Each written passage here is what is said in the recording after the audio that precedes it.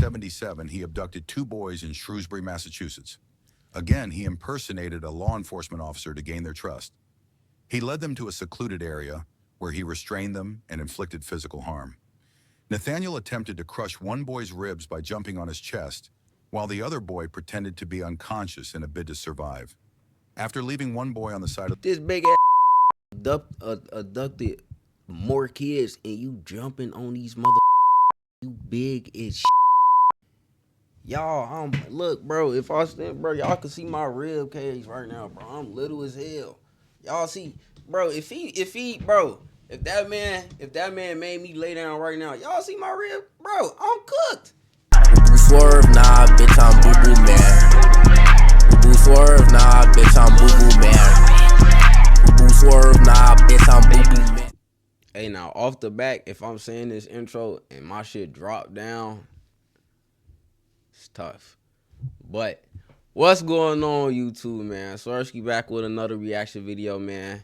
But before we get into it, man, we finna hit 1K. I'm probably gonna hit 1K like before the end of the week, man. The goal was hit 1K before the end of the month. Y'all got me there. We finna do a giveaway. I don't know how the hell I'm finna do that shit because, bro, I got work tonight and tomorrow. I'm gonna hit 1K before tomorrow night.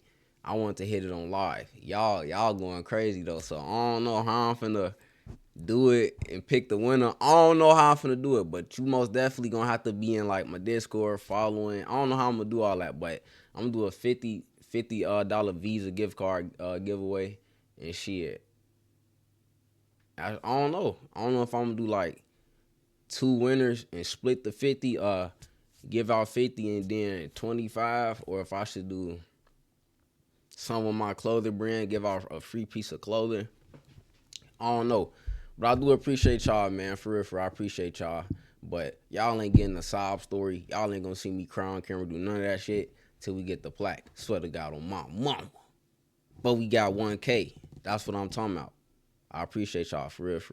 All my mods, all my wrench members, I appreciate y'all. All my people who don't comment, but y'all still view my shit. Y'all don't like, but y'all still view my shit. I appreciate you too, bro, because shit, you still coming over here watching. Now, this video was sent by the one and only Rickiana. You feel? Oh, before we get into that, bro, y'all been commenting, telling me on my pimp video gang, bro, I talk too much. And I just want to say this from the bottom of my heart, and I really mean this, like, for real, bro. Suck my dick. I don't get no fuck, bro. Click off the video then. I ain't got y'all at gunpoint to watch my videos. Yeah, you talking about. But nah, though, yeah, I'm gonna try not to talk too much, though, for real. I had, like, over, like, the first person who commented on one of my videos, I cussed their ass out in the intro. But now it's like, I done got over, like, 4 or 5 people to, you know what I'm saying? And the one person I cussed out in the comments, they deleted their comment, but I'm glad they did, because they could have reported my shit, and we wouldn't be at 1K right now. So, yeah, but I appreciate the feedback, gang. I'm gonna try not to talk as much, you know what I'm saying? But you ain't forced to watch me, gang. You know what I'm saying? You ain't forced to watch me. Just know that, you know what I'm saying? There's plenty other niggas to watch. But it's not another nigga like me, though. Know that. Just know that. But now you can get into the woo. My fault for the little intro. But, lost train of thought, we back. This video was sent by Rickiana, wrench member, one of my mods, subscriber. Y'all should know him or her by now. You know what I'm saying? And this video right here. So we finna see what's to it. This one of the most disturbing, brutal cases you've ever heard. True crime documentary. I don't think I'll ever react to a true crime network video. Hopefully they don't flag and strike this video and copyright and strike me down. It's a dice roll, shit. We finna see what's to it, but hopefully this a video. But yeah, don't forget to like, comment, and sub if you fuck with your boy. Let's get into it. In December of 1999, Great Falls police uncovered a case that would leave everyone questioning just how much darkness could hide in plain sight. What began as a routine search warrant for a man with a troubling past soon turned into a discovery that no one could have anticipated. Inside his home, they found evidence that suggested something far more disturbing had been unfolding right under their noses. See, look, y'all, look at this shit. Hello, y'all see that, bro? Y'all steady, just like another comment right here. If y'all can't see that, it's a Alexa play "You Talk Too Much" by Run DMC. Bro, no way I was talking that much in the video. Damn, y'all on Was my it just the ass. actions of a Yeah. simply troubled man? Or had his Man. disturbing thoughts already manifested into something far more dangerous? To understand the full scope of what was at play, His ass looked like the mall cop off that one movie. we need to Bro. step back and look at the life of Nathaniel Barjona, a Nathaniel. man whose history would eventually send Got two shockwaves different through eye an colors. entire Hold on. community. But before we Brown and begin, pink. I want to thank you, my amazing viewers and subscribers, for your support. Shut up. They already heard my Barjona, intro. They ain't trying to hear your intro. So. Now let's get started, shall we? Nathaniel Barjona, born David Paul Brown on February 15, 1957 in Worcester, Massachusetts, seemed like a regular child at first glance. He was born to Philip and Tyra Brown, a couple who did their best to raise him in a household with strict discipline. However, from a very young age, Nathaniel's behavior was anything but typical. His early years were marked by strange and unsettling actions that many brushed off as quirks or phases. Little did anyone know, these behaviors would only grow darker as time went on. From as early as 3 weeks old, Nathaniel displayed signs that something was amiss. He was diagnosed with hydrocephalus, a condition where excess fluid accumulates in the brain, putting pressure on it and potentially leading to developmental issues. Although he eventually recovered from this condition, the effects were likely long-lasting. His cognitive and emotional development seemed irregular, and his parents' inability to address these issues left Nathaniel to spiral further. So this nigga a loose screw and the parents ain't seek help. As a child, Nathaniel's odd behaviors were often dismissed by his mother. She overlooked strange tendencies like picking at his skin until it bled, then chewing on the wounds until they healed. While other children might have outgrown such habits, Nathaniel continued to act in ways that disturbed those around him. His classmates were horrified by his actions, and his teachers frequently called his mother to report these unsettling behaviors. Yet Tyra seemed largely indifferent, never taking the necessary steps to understand or address the root of her son's issues. This neglect allowed Nathaniel's disturbing actions to grow unchecked, setting the stage for what would come. But it wasn't just the physical habits that were worrisome. Nathaniel's behavior became increasingly violent. At age 7, Nathaniel lured a 5-year-old girl into the basement of his family's home under the pretense of showing her a toy or playing some game. Instead, he attempted to strangle her. Fortunately, All right. Hold on. What? Let's see what this mama do. the girl's screams were heard by Nathaniel's mother, who intervened just in time. The event was brushed aside and no formal... What the fuck?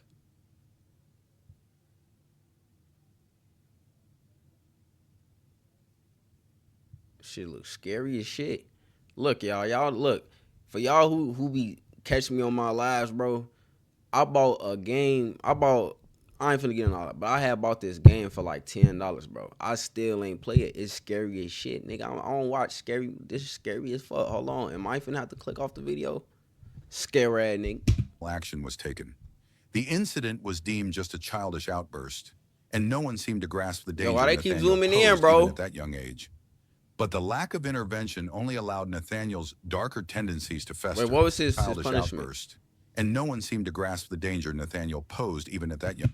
Man, my mama, if I'm however 7, I lured a 5. If I'm 5 and I lure a 5-year-old girl, and I'm strangling the bitch in the basement, bro, my mom and dad would my mom with Dwayne Wade throw me off the backboard and whoop my ass, and then hit this, pass me to LeBron and slam dunk like the Dwayne Wade and LeBron. That's how my parents would do my ass with the belt. I swear to God, I wouldn't try that shit again. What?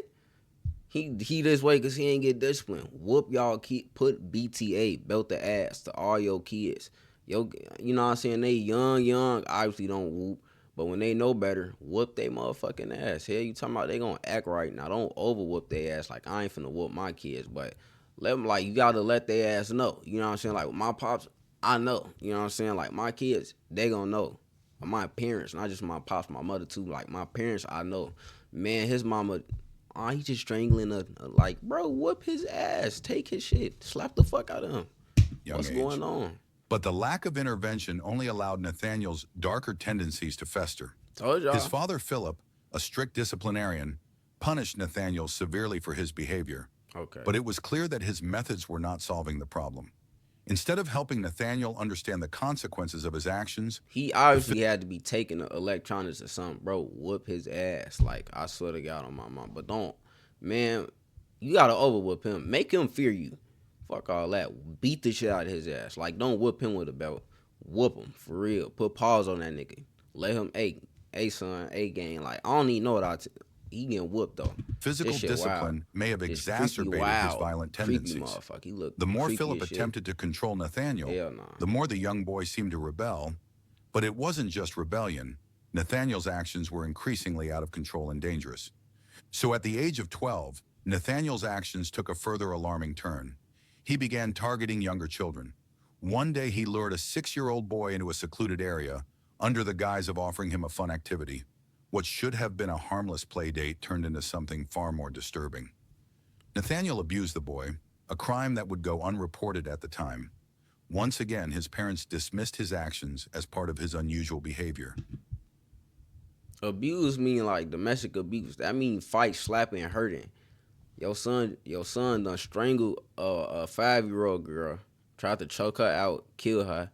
Y'all ain't do nothing. But the dad's strict disciplinary.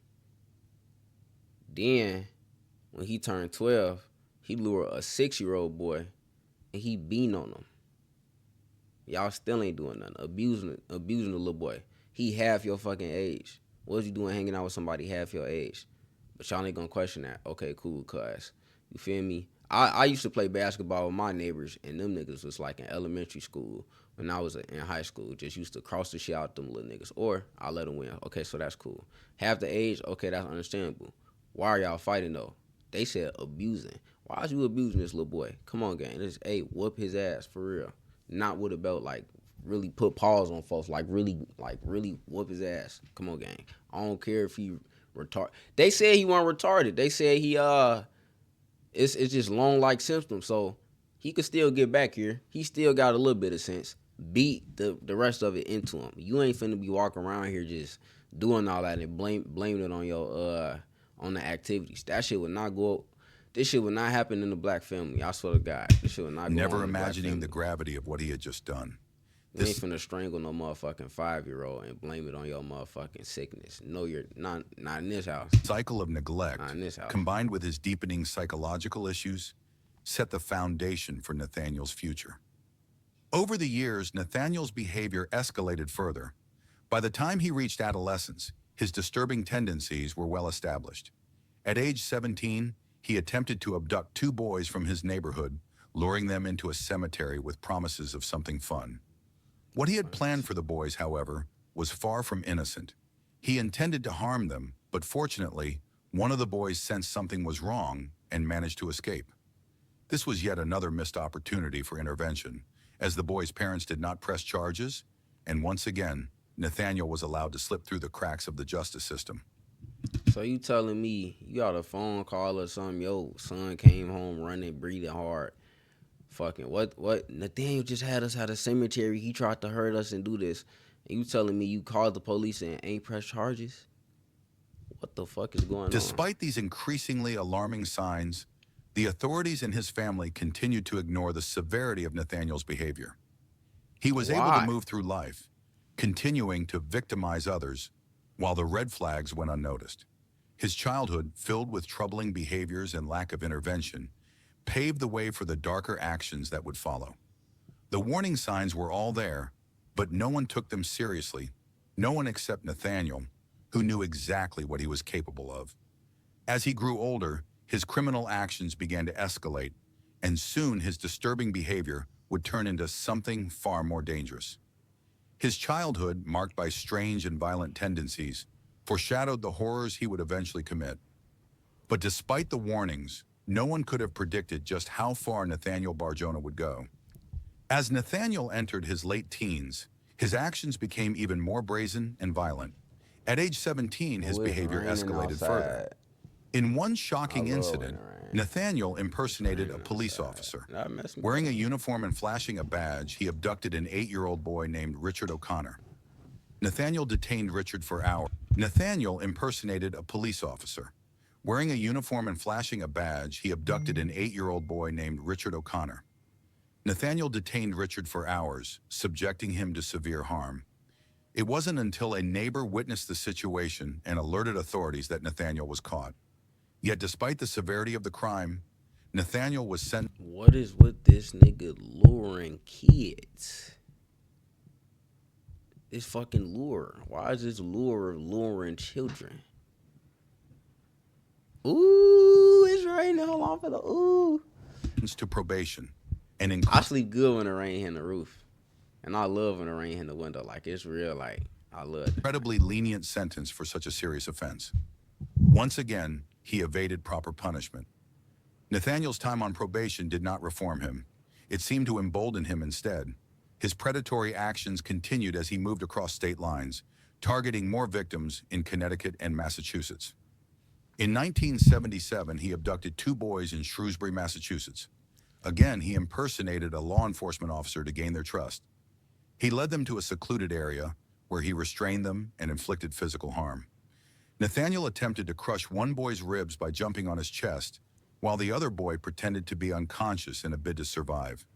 After leaving one boy on the side of This big ass nigga abducted more kids and you jumping on these motherfuckers' chests, you big as shit.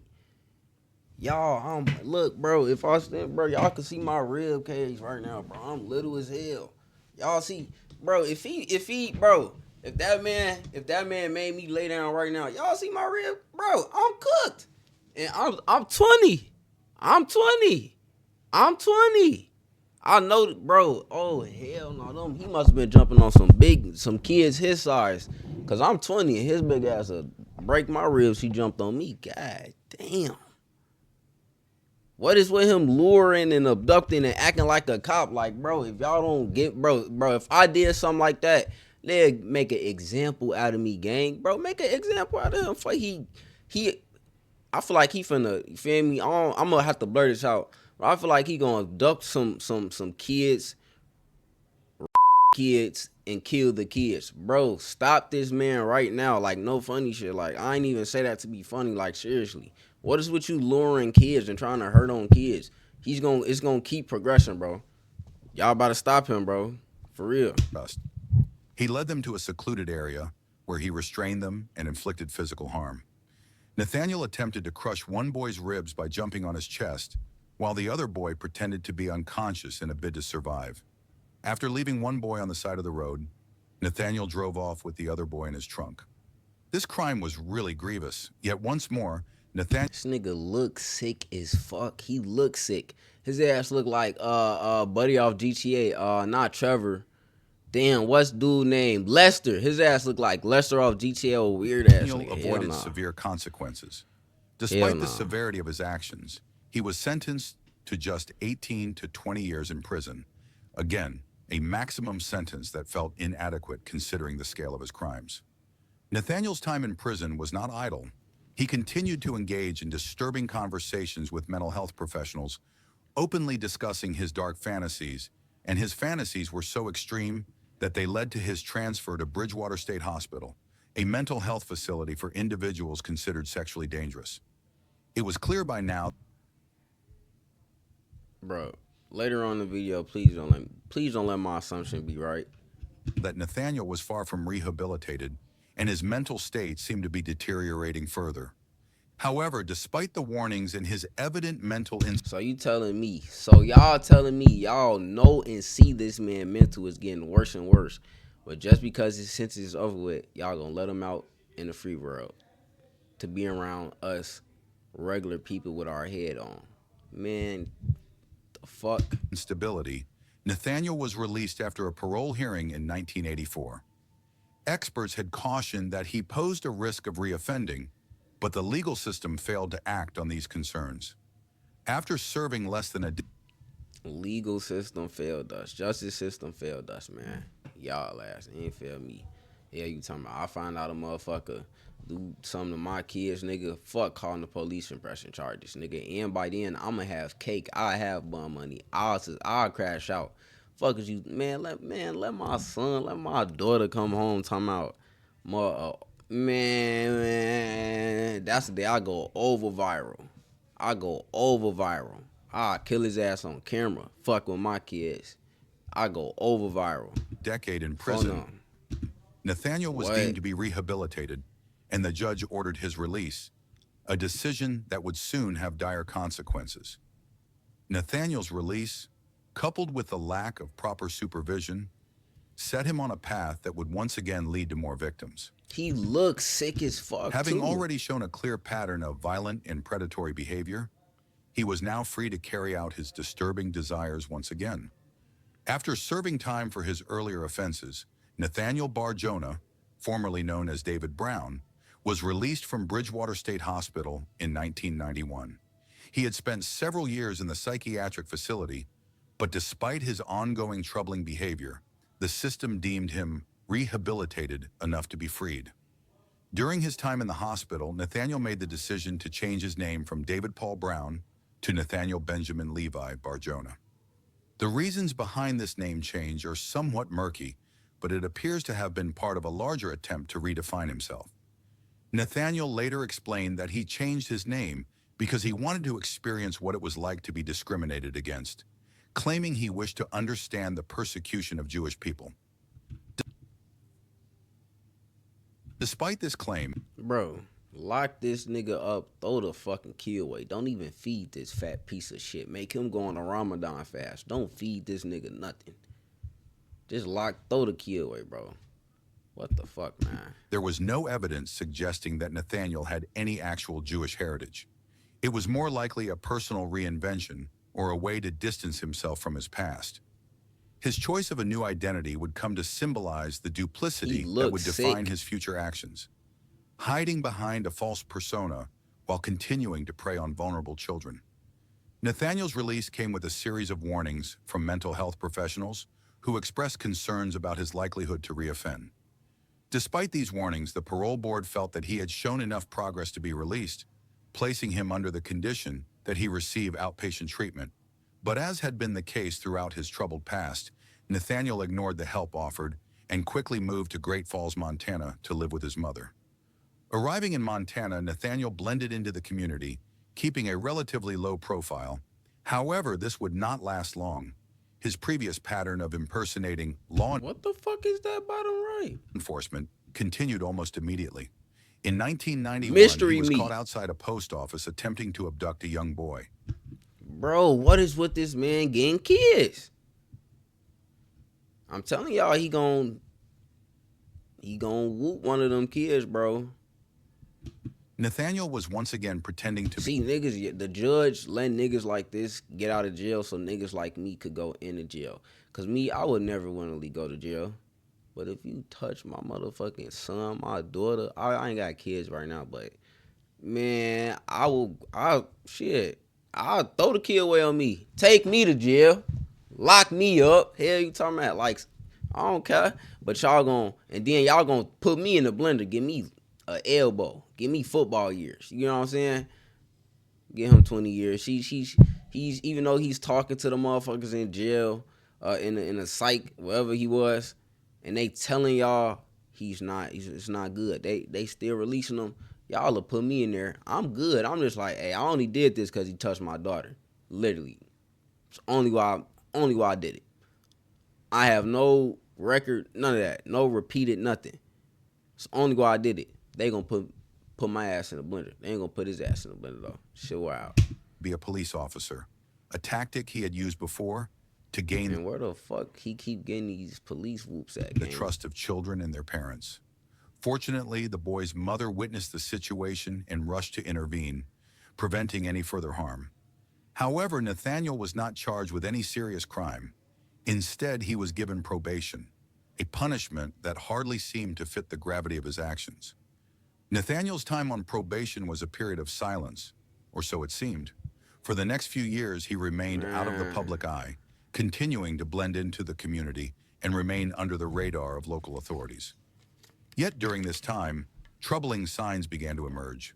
Neighbors reported strange behavior, but nothing alarming enough to raise immediate concern. Still, the unsettling reality was that Nathaniel was far from reformed. and it was becoming clear that his dark impulses were not gone. Throughout the 1990s, as he kept his head down and avoided the authorities' gaze, Nathaniel's behavior remained troubling. He may have appeared harmless to those around him, but the quiet of his life was the calm before the storm. Behind closed doors, his predatory urges were resurfacing, and his next target would be a young child named Zachary Ramsey. Zachary Ramsey was a 10-year-old boy living in Great Falls, Montana, in Was 18-year-old boy. He done killed this kid, bro. Fuck that judge, man. 1996. Man, that shit both. He was known for his cheerful demeanor and outgoing personality. Teachers and classmates adored him, and his family described him as a sociable child who was always eager to interact with others. On February 6, 1996, like most mornings, Zach set off for school, excited to see his friends and go through his usual routine. However, that morning would mark the last time anyone saw him.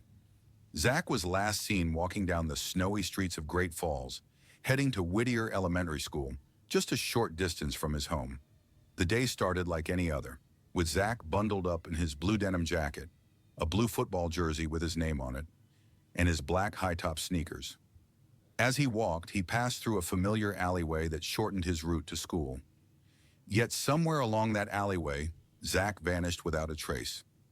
The disappearance of a young child in broad daylight sent shockwaves through the small community of Great Falls. Immediately, a search was launched. Friends, family, and local... It's like everybody he got, this nigga was 10. The other one was 6. The other one was 5. The other two, the twins, was 8. Nigga like little kids. Local authorities began combing the streets hoping for a quick resolution. But despite their best efforts, no sign of Zach was found. The case quickly became a matter of growing concern, and the investigation into his disappearance began to unfold. Witnesses soon came forward with troubling accounts. Several people reported seeing a man in the vicinity of the alleyway where Zach had disappeared. This man was wearing a navy blue jacket, which was similar to the uniform of a police officer, and had been seen walking behind Zach. One key witness described seeing an off-white four-door car parked in the area, its engine idling quietly. The strange vehicle stood out, and the witness recalled seeing the boy walking near it. As the investigation continued, another significant lead emerged.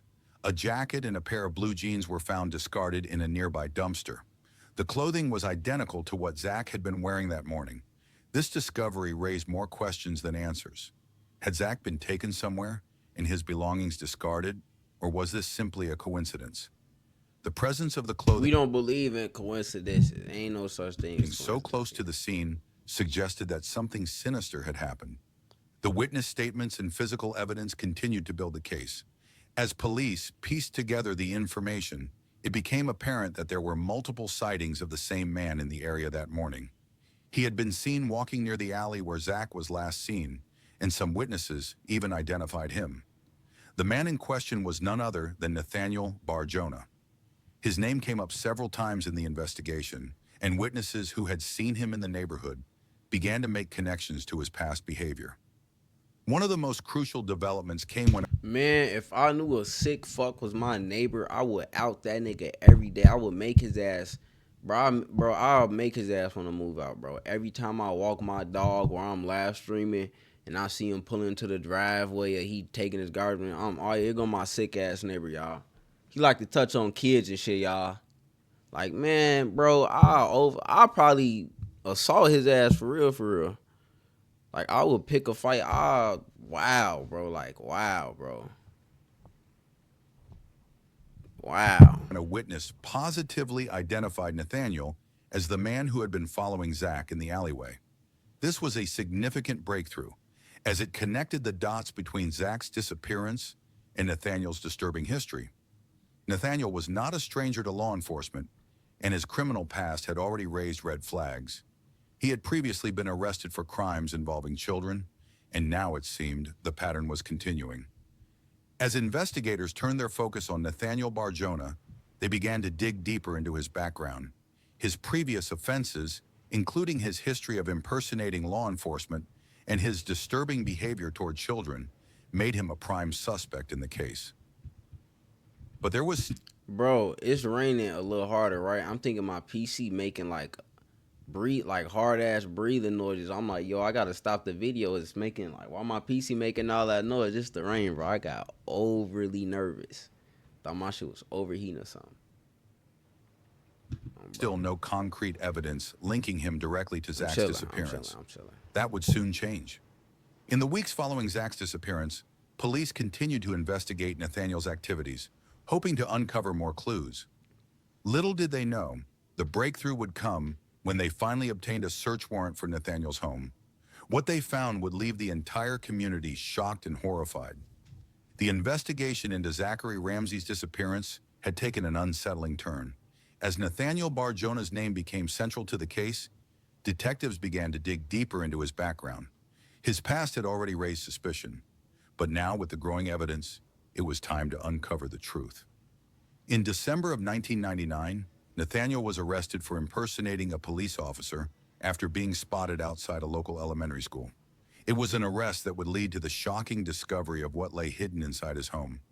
When the search warrant was approved and police entered Nathaniel's home, they were prepared to find evidence of his criminal behavior. However, what they discovered was far more disturbing than they could have imagined. Among the first things found in Nathaniel's home was a strange pull string emerging from the kitchen ceiling. At first glance, it seemed like an odd and insignificant feature, but something about it raised immediate concern. Investigators couldn't help but wonder, what could the string be used for? And why was it hidden away in the ceiling? It was just the first of many bizarre and unsettling discoveries to come. Hey, stupid ass, pull a string. It's obvious. Are these officers stupid or do they just like? The investigation took a chilling turn as detectives uncovered a cookbook in Nathaniel's home. The book's contents were deeply unsettling, filled with strange and eerie recipe names that left little to the imagination. These names, though cryptic, hinted at Nathaniel's troubling thoughts. They seemed far from innocent, and the investigators couldn't help but wonder if these writings were a glimpse into something darker than anyone had anticipated. Among the discoveries were over 3,500 photographs of children, along with undeveloped film. There were over 3,500 photographs of children. 3,500 photos of kids. Along with undeveloped film. The photographs.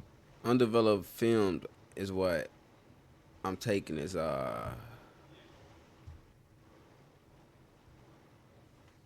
yeah. Appeared to be taken in various locations, some even showing children who had crossed paths with Nathaniel. The most alarming. Oh, okay, I may be wrong. I'm thinking he talking about. Oh, you could say the CP. I'm thinking he talking about CP. I ain't gonna say the full thing, but he talking about just recording The it. discovery was a list of names, children who seemed to be of particular interest to Nathaniel. Zachary Ramsey's name was on that list, accompanied by the word died. The implications were disturbing, leaving investigators with the chilling question, was Zach another one of Nathaniel's victims?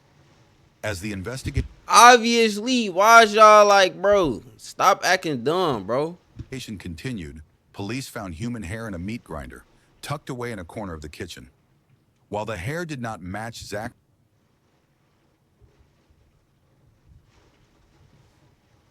This nigga, bro.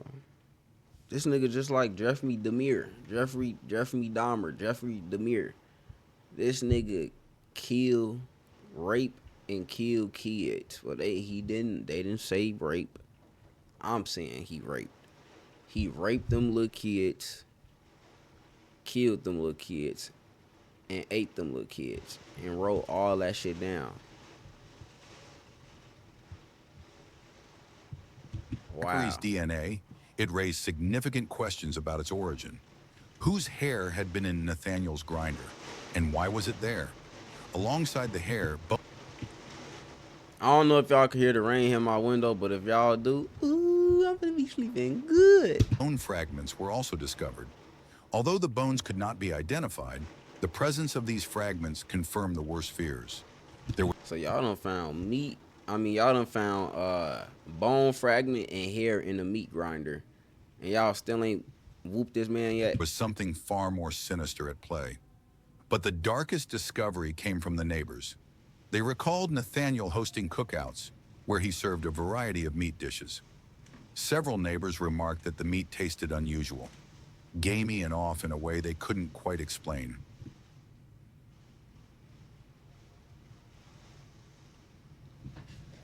Yo.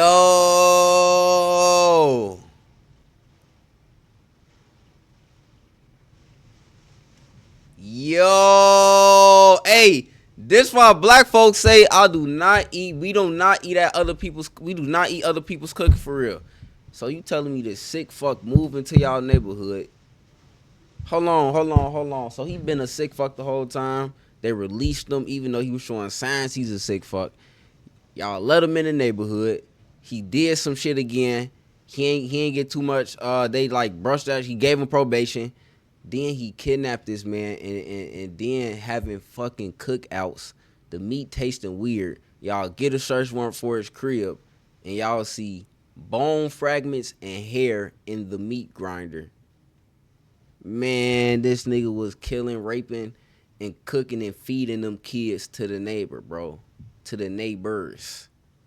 This nigga worse than Jeffrey Dahmer. I know his real name Jeffrey Dahmer. I like saying Demir because it make motherfuckers laugh and shit. They think I'm dumb and stupid. Jeffrey Dahmer. No fucking way. He worse than Jeffrey Dahmer. This is wild. Nathaniel claimed it was venison he had personally hunted. However, there was a glaring issue. Nathaniel did not possess a hunting license, and there was no evidence he had ever been hunting. The strange flavor of the meat, combined with the discoveries inside his home, pointed to the terrifying possibility that Nathaniel had been using something far more disturbing. Further testimony came from Nathaniel's former roommates. They shared unsettling stories of Nathaniel. I don't eat shit. My coworkers give. The only thing that I ate from a coworker was candy. And this cause it's a motherfucker my age. I think she either 20 or she 19 or 18. She's like around my age. And her ass, whatchamacallit, her sister got a little candy shop. Yeah, I'm gonna eat that little Mexican candy, spicy candy. It's a gummy worm. I know what regular gummy worms taste like. It's got a little spice to it. Okay, cool. But if she would have brought me a plate, nah, I don't eat nobody cooking but my woman's and my family's. Simple. Y'all got shit fucked up. Oh, hell nah. And I don't even mean to, you know what I'm saying, but I ain't going, especially a white person cooking. I'm not eating y'all shit. Y'all don't put enough seasoning for my taste bud. Y'all don't make enough good. Y'all don't put enough sugar in that Kool-Aid good enough to go in my mouth. Feel me? I'm just bullshitting. Ain't nothing against y'all, but man, I ain't no white motherfucker cooking gang. Frequently mentioning Zachary Ramsey. Especially a motherfucker who looks sick like this. Boy, hell no. Nah. One roommate vividly remembered Nathaniel stating that Zach would never be found, claiming that the boy had been taken apart and spread across different places. These chilling comments, made with unnerving certainty, sent a wave of dread through the investigation. As the mounting evidence painted a clearer picture, it became increasingly apparent that Nathaniel Barjona had been hiding in plain sight for years. His disturbing journals, the photographs, the remains, and his cryptic comments all pointed to a predator who had operated largely under the radar. Despite his past crimes and the many warning signs, the system had failed to properly address Nathaniel's dangerous behavior. Y'all could have saved this little boy's life if y'all would have gave all them kids, not save their life, but save them from being traumatized and all that what they experienced dealing with this man. If y'all would have just put his ass in the slammer, put him in the blender, give his ass 20 years and then another 20 years and then another 20 years. Keep pushing his court date back. Give his ass life with no fucking parole. He's sick. He had slipped through the cracks, living freely and continuing to prey on vulnerable children. The discovery of the evidence only deepened the mystery surrounding Zachary Ramsey's disappearance. Was Nathaniel responsible for his death? How many more victims had been overlooked? And how had Nathaniel managed to remain undetected for so long? But as the investigation into Nathaniel Barjona progressed, it quickly became clear that justice was going to be a difficult path to navigate. He looks guilty. How is it going to be difficult? How? With substantial evidence building against him, legal obstacles kept emerging that made it difficult to hold him accountable for his actions. One of the most heart-wrenching parts of this case was the stance of Zachary Ramsey's mother. Despite the growing evidence, she refused to accept that her son was dead. A psychic had convinced her that Zach was still alive, living far away in another country. She couldn't let go of this belief, even in the face of What? overwhelming evidence. Her refusal to believe led to a painful turning point. The charges against Nathaniel in relation to Zach's disappearance were ultimately dropped due to insufficient concrete evidence, and the investigation into his case was halted. The legal system, however, was not kind to Nathaniel for his other actions either. Despite a long history of disturbing behavior, Nathaniel's crimes often fell through the cracks of the system. His previous offenses, such as the abduction and harm of children, were met with lighter sentences or sometimes no punishment at all. These missteps in the system allowed him to continue his predatory This behavior. nigga looks creepy. Why, like, bro? Some like niggas know. Niggas know. Like, some niggas got that look. Some killers got that look. Some weirdos got that look. Unchecked for many years. It wasn't until 1991 that Nathaniel was finally convicted and sentenced to 100. And why is it not nobody in jail killing him? Like, man, if me personally, bro, if I did something, you know what I'm saying, then I go to jail, bro, or prison, I feel like it's gonna be somebody in there going, hey, what you in here for?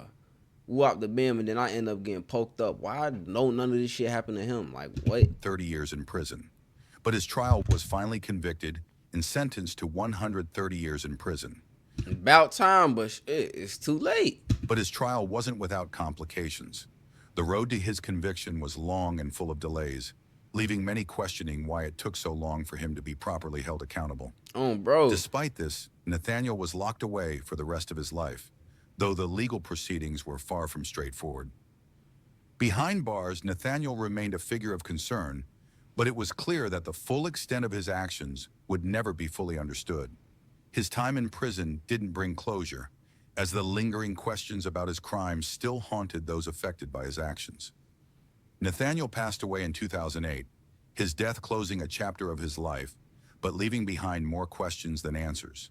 The unresolved parts of his case left the families and communities impacted by his actions in a painful limbo, still searching for the full truth. Nathaniel's case serves as a stark reminder of the difficulties the legal system can face when dealing with such complex and disturbing crimes, and how the echoes of unresolved cases can linger for years. As we close the chapter on Nathaniel Barjona's disturbing story, the bigger question remains: are we doing enough to protect those who are most vulnerable in our society? Can our systems, law enforcement, No. the courts, and our communities do more to identify Man. predators before they leave a trail of destruction? These are questions that demand answers. That shit crazy, man. That shit crazy, bro. That shit is fucking crazy, bro. This shit is fucking crazy, bro. Y'all let me know what y'all think of this video, man. That's crazy, bro. He's a repeated, like, bro. If I got one attempt murder charge and then I got two, you know what I'm saying? Like, bro, I'm bound to kill somebody, bro. Stop letting me out of jail. He repeatedly luring kids. Why is y'all letting him out of jail? I don't know if, man, and why is nothing happening to him in jail, bro? Why ain't nobody poking his ass up? You know what I'm saying? Like, I don't know, bro. This shit just crazy, bro. Rest in peace to that little boy, man. All them little kids. And them niggas, whoever his neighbors is, y'all probably ate the little boy. And the mother think her son is in a different country. Nigga, your son done got ate and shitted is in the sewer. This shit crazy, y'all. I'm out, man. Wow. That's crazy.